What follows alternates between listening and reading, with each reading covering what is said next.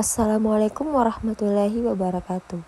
Perkenalkan, kami dari kelompok 6 akan membahas tentang vesikel pembawa sediaan obat atau etosom.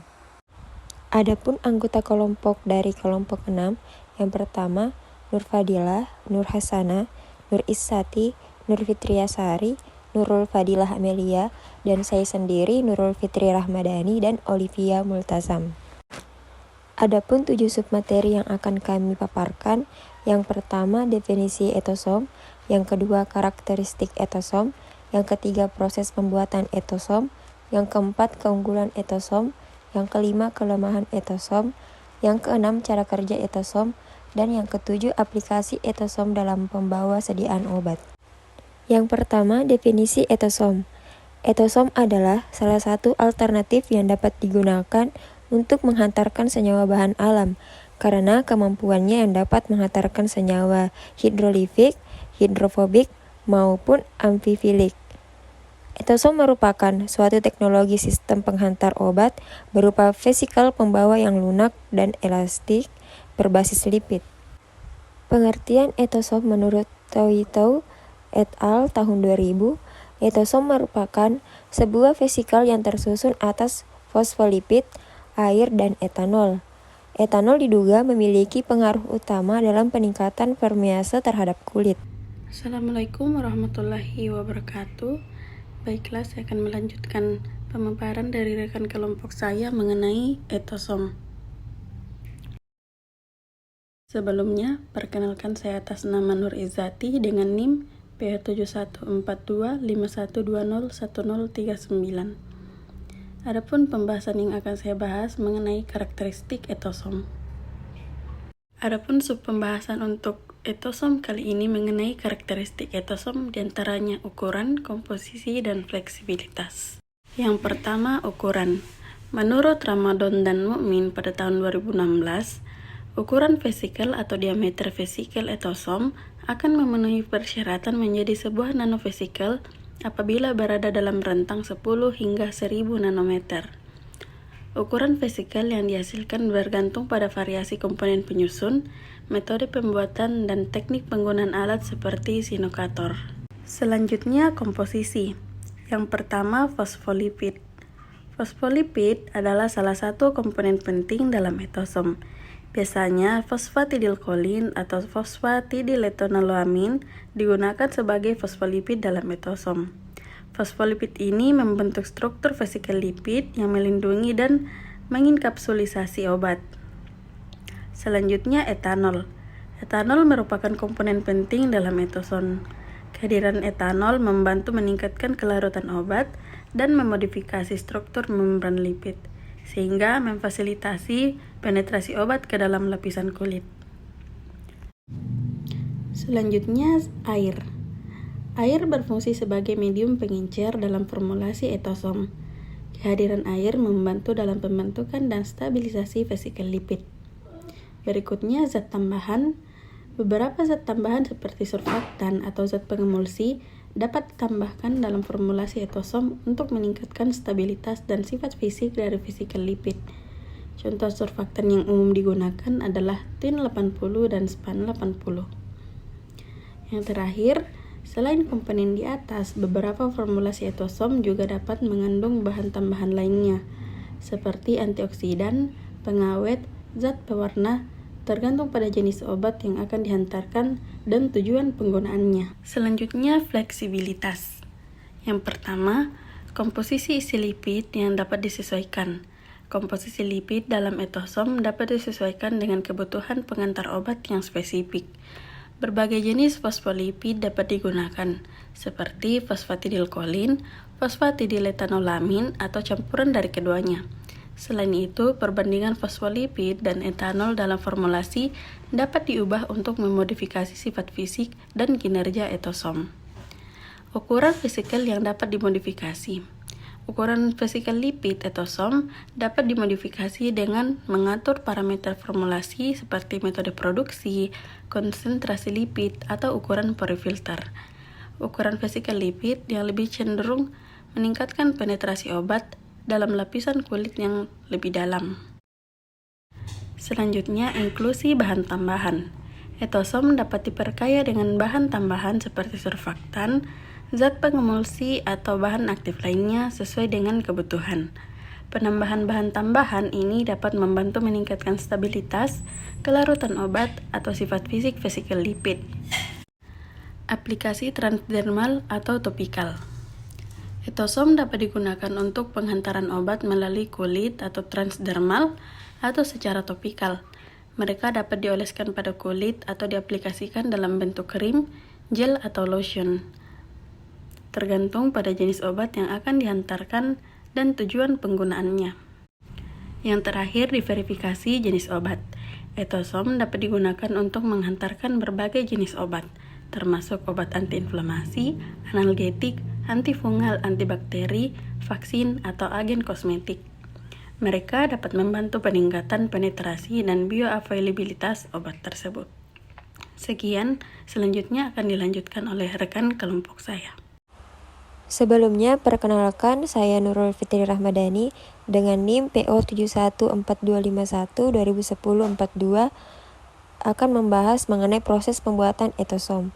Adapun 3 metode yang akan saya bahas, yang pertama metode panas, metode dingin, dan metode dispersi mekanik klasik. Yang pertama metode panas. Menurut Grace et al. 2014, pada metode panas, lipid didispersikan ke air pada suhu 400 derajat Celcius hingga terbentuk fase koloid. Etanol dan glikol dicampurkan secara terpisah pada suhu yang sama. Ekstrak tanaman ditambahkan ke dalam solvent yang kelarutannya sesuai. Fase organik ditambahkan ke fase air. Penurunan ukuran partikel dilakukan dengan metode sonikasi atau ekstrusi.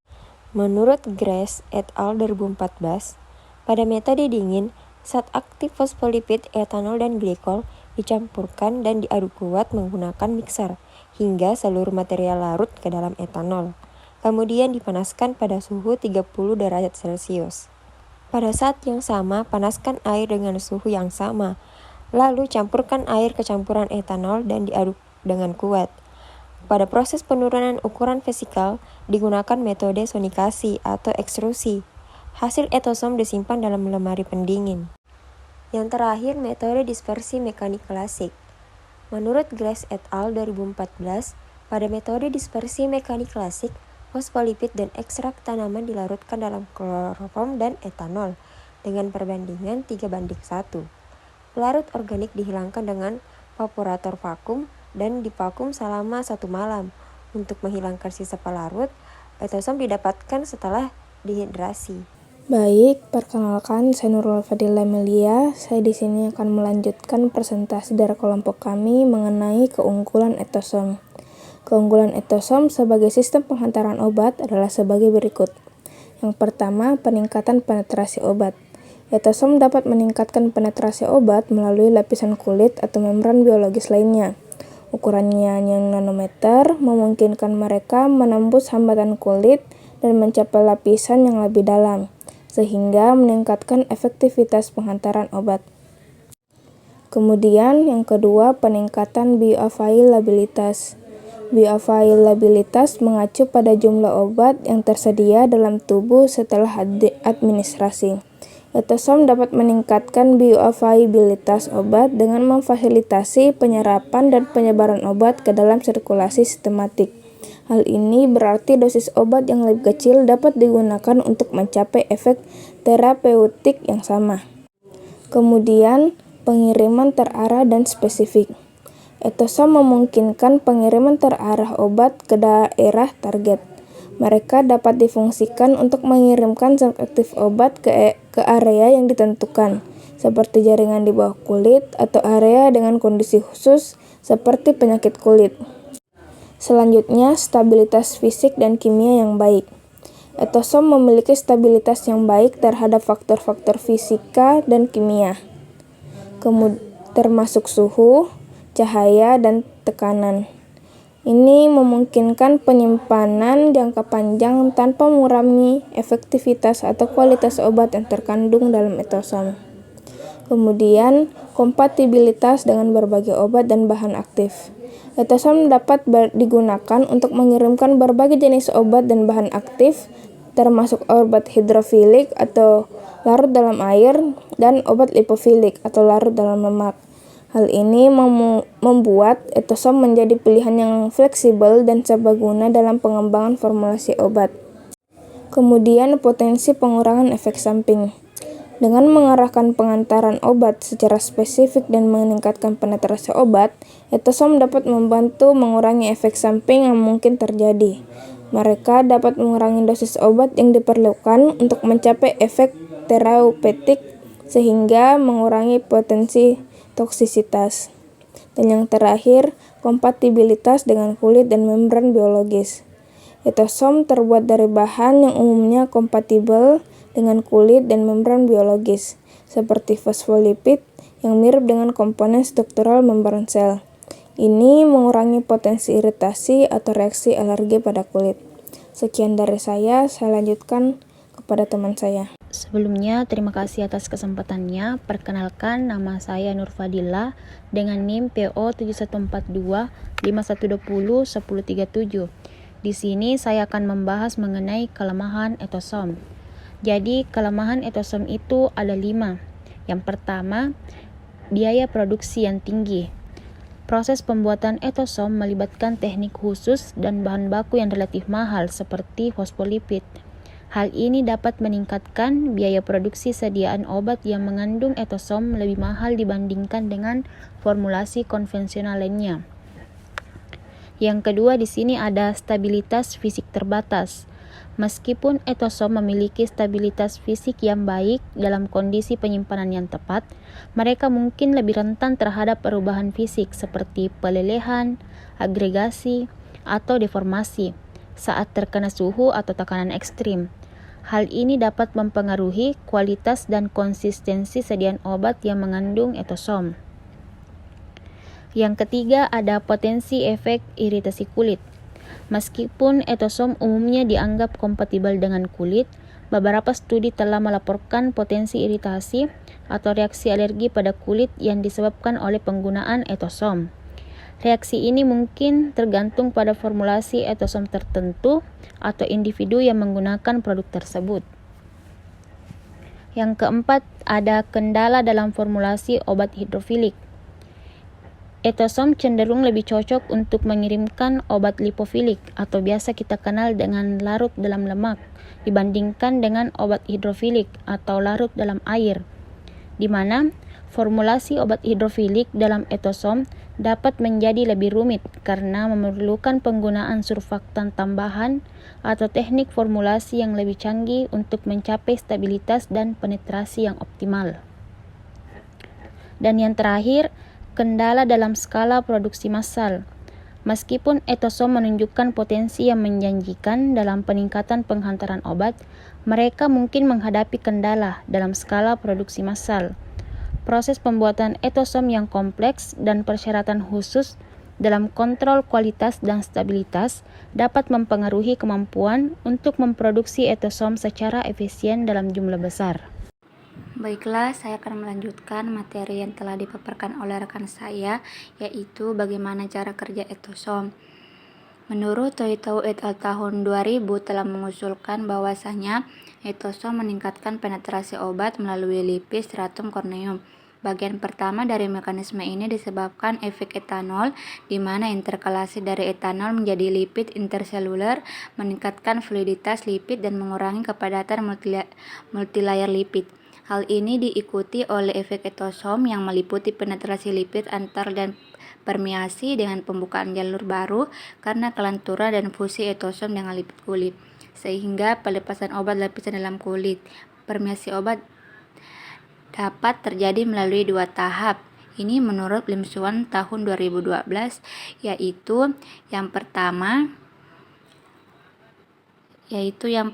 aksi etanol, di mana stratum corneum lipid multilayer pada suhu fisiologis yang padat dan sangat berpengaruh. Etanol berinteraksi dengan molekul lipid pada bagian kepala yang polar, menghasilkan penurunan di TM dari lipid stratum corneum, meningkatkan fluiditas dan mengurangi kepadatan multilayer lipid dari membran sel.